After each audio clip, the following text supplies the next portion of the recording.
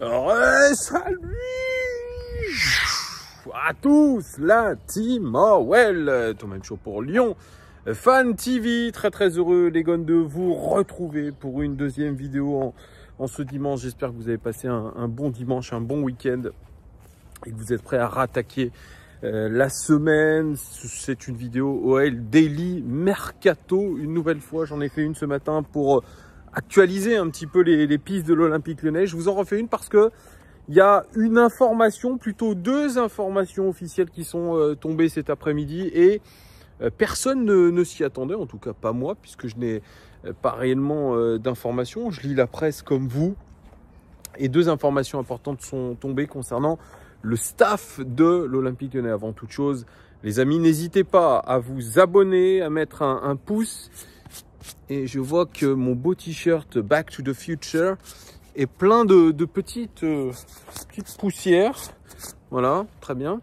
C'est super. N'hésitez pas donc à vous abonner, mettre des pouces, commenter ces vidéos qui seront des vidéos qui vous permettront de suivre tout au long du mercato l'actualité de l'OL, l'actualité transfert, les amis. Et comme je vous disais, bien actualité importante puisque le LOSC, nouveau club entraîné par Bruno Genesio, ancien entraîneur de l'Olympique Lyonnais, le fameux Pep Genesio, qui était entraîneur de Rennes il n'y a pas si longtemps que ça. Il a signé au LOSC, le LOSC qui est qualifié pour les tours préliminaires de Champions League. Et ils viennent aujourd'hui d'officialiser deux recrues dans le staff de Pep Genesio, de Bruno Genesio. Il s'agit de Jérémy Bréchet, oui vous avez bien entendu, Jérémy Bréchet, et Antonin Da Fonseca. Jérémy Bréchet était adjoint de Pierre Sage. Antonin Da Fonseca était non seulement le responsable de la performance de l'Olympique Lyonnais, mais aussi un prépa physique de Pierre Sage aussi. Et je dirais que c'est une vraie surprise, en tout cas concernant Jérémy Bréchet, parce que Jérémy Bréchet, c'est un rouage hyper important dans le staff de Pierre Sage. C'est peut-être l'adjoint numéro 1 de Pierre Sage. C'est celui qui fait les séances. C'est celui qui organise un petit peu tout pour Pierre Sage. C'est celui qui est utilisé pour faire les associations avec les joueurs, pour les développer mentalement aussi. Il est hyper important. C'est vraiment le personnage central, je pense, de cette deuxième partie de saison dans le staff. Il n'y a pas que lui, mais en tout cas, lui, il avait un rôle extrêmement important. C'est un enfant du club, Jérémy Bréchet. Il a d'ailleurs fait une interview en janvier 2024 où il mettait encore en avant son attachement du club. Il a dit on est lyonnais, on reste lyonnais toute sa vie, c'est un sentiment. Et il disait une phrase très forte, il a dit je vais me battre, je vais toujours me battre pour l'Olympique Lyonnais. Donc un attachement très profond au club. Et aujourd'hui c'est une sorte de coup de tonnerre quand même dans, je dirais dans le staff de l'Olympique Lyonnais. Et c'est un coup dur. C'est peut-être le premier coup dur pour Pierre Sage en vue de la préparation de la saison prochaine. Personne ne s'attendait au départ de de Jérémy Bréchet. Alors, il était question de quelques rumeurs ces derniers temps parce que Jérémy Bréchet a obtenu il y a 2 jours le brevet pour être, c'est le brevet, alors je sais pas comment, le diplôme d'entraîneur, on va dire ça comme ça. Il peut être entraîneur aujourd'hui ou même dirigeant d'un centre de formation. Et il était question bien, de lui donner, je crois, une place prépondérante dans l'académie de l'Olympique Lyonnais. C'était ce que j'avais entendu dire. Et là, on est vraiment au-delà, puisque Jérémy Bréchet, tout simplement, quitte l'Olympique Lyonnais après avoir obtenu ses diplômes d'entraîneur pour aller avec Bruno Genesio pour devenir son adjoint. Donc ça, c'est... alors, est-ce qu'on peut dire que c'est un coup de poignard ? J'en sais rien, mais en tout cas, c'est très bizarre. C'est très bizarre, je trouve, parce que quand on a un homme comme Jérémy Bréchet qui est une énorme loyauté, ça faisait 6 ans qu'il était au club, il est passé partout, les U13, la N2, il a été promu ensuite dans cette équipe 1 de l'Olympique Lyonnais pour épauler Pierre Sage. Et c'est un garçon qui est passionné. Et comme je vous l'ai dit dans cette interview-là, on est en janvier 2024. Il dit des choses qui sont quand même très très fortes. Voilà, il veut se battre pour le club, il est là pour durer. On avait l'impression de quelqu'un qui était pleinement dans sa tâche. Et je pense qu'il l'a été pleinement dans sa tâche toute la deuxième partie de saison. Mais qu'il parte aujourd'hui, on pourra revenir ensuite sur Antonin da Fonseca, mais moi je trouve plutôt le départ de Brechet plus important en tout cas que celui d'Antonin da Fonseca.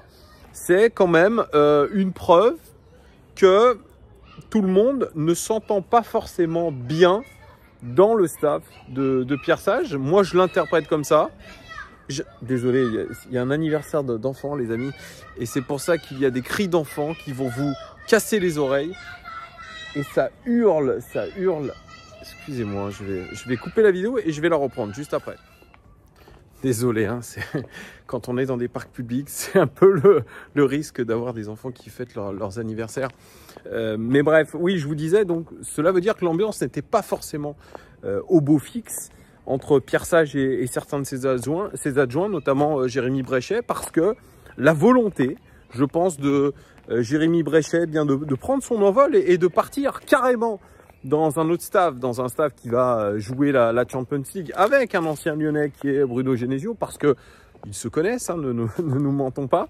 Je trouve que c'est quand même assez fort parce que voilà, quand on se dit vraiment pleinement impliqué dans le projet lyonnais, que d'ailleurs il remerciait en janvier 2024 l'Olympique Lyonnais qui lui avait permis de passer de nombreuses formations, de passer des steps en tant qu'entraîneur, de l'avoir finalement développé, bien qu'on parte comme ça dès qu'on a le diplôme d'entraîneur.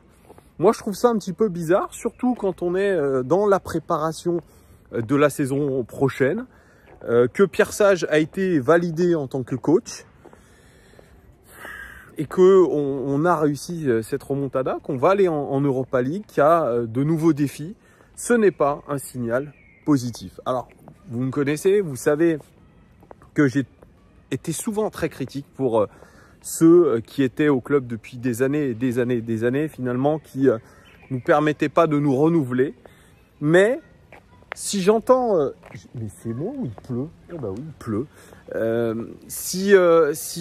Franchement, si je regarde aujourd'hui un petit peu ce qui s'est passé à l'Olympique Lyonnais sur la deuxième partie de saison, si j'écoute ce qui s'est dit sur Jérémy Brechet, eh bien je me dis qu'aujourd'hui c'est extrêmement dommage et que finalement Pierre Sage va perdre quelqu'un d'extrêmement important pour lui, celui qui lui a permis eh bien de connecter tout le monde, de préparer les séances, d'être finalement ce partenaire charismatique avec lui qui donnait aussi les consignes sur le banc de touche. Excusez-moi, mais je ne sais pas ce qui s'est passé. J'aimerais bien savoir parce que Jérémy Brechet, il part pas comme ça, du jour au lendemain, sans rien dire. Je pense que c'était dans les clous depuis un certain nombre de temps et que, bien malheureusement, aujourd'hui, on va en faire les frais parce qu'il va falloir trouver un nouvel adjoint de qualité et c'est Pierre Sage apparemment qui va s'y atteler à cette tâche-là, aller chercher un adjoint de qualité. Ce ne sera pas facile, mais voilà, donc je ne vois pas partir avec un autre Lyonnais dans un projet qui est le projet lillois. C'est vrai, il y a la Champions League, je suis d'accord avec vous. Il y a autre chose, c'est vrai, il y a peut-être aussi un salaire plus important, il y a peut-être plus de responsabilités qui lui sont données. Peut-être qu'il n'avait pas cette garantie à l'Olympique Lyonnais. Peut-être, je ne sais pas. Moi, je pense qu'il y a eu quand même pas mal de dissensions en interne. Je ne vois que des choses comme ça. Quelques accros. Alors, on le saura que plus tard, mais c'est je pense, que la stricte vérité. La deuxième personne qui part de l'Olympique Lyonnais, c'est Antonin da Fonseca, responsable performance, qui est passé par aussi tous les échelons à l'Olympique Lyonnais dans la préparation physique. Il est au club depuis 14 ans. C'est énorme. Et moi, je l'avais dit dans une vidéo, c'est un garçon sympathique que j'avais croisé il y a quelques années. En 2018, j'avais croisé à la Croix-Rousse. On avait bien discuté. C'est quelqu'un de sympa. Pas de souci. Mais voilà, il est passé par les féminines. Ensuite, il est passé chez les masculins où il est resté avec les très nombreux staffs qui se sont succédés.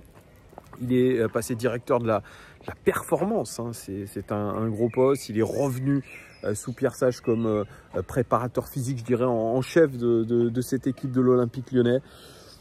Moi, ça me dérange moins hein, qu'Antonin da Fonseca s'en aille. C'est logique. Après 14 ans de bons et loyaux services au club, il était temps pour lui, je trouve, de trouver un nouveau challenge, de nouvelles ambitions et un projet comme le projet lillois avec un entraîneur qui connaît extrêmement bien, c'est Bruno Genesio. Ça me paraît pas déconnant. Moi, ce qui vraiment, je vous le dis, je suis encore un petit peu choqué de voir partir Jérémy Bréchet.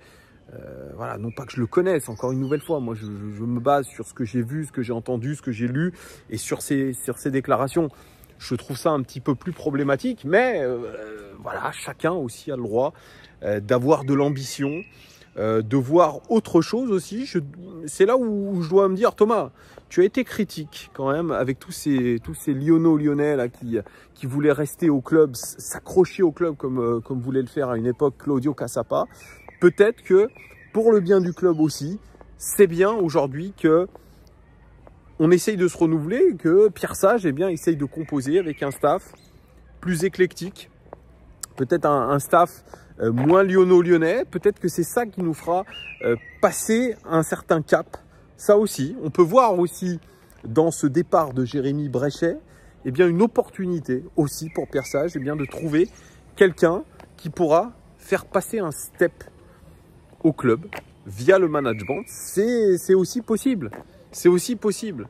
Mais est-ce que c'est pas aussi le début de peut-être plusieurs autres départs dans le staff? On sera très attentif à tout ça. Peut-être Rémi Vercoutre aussi.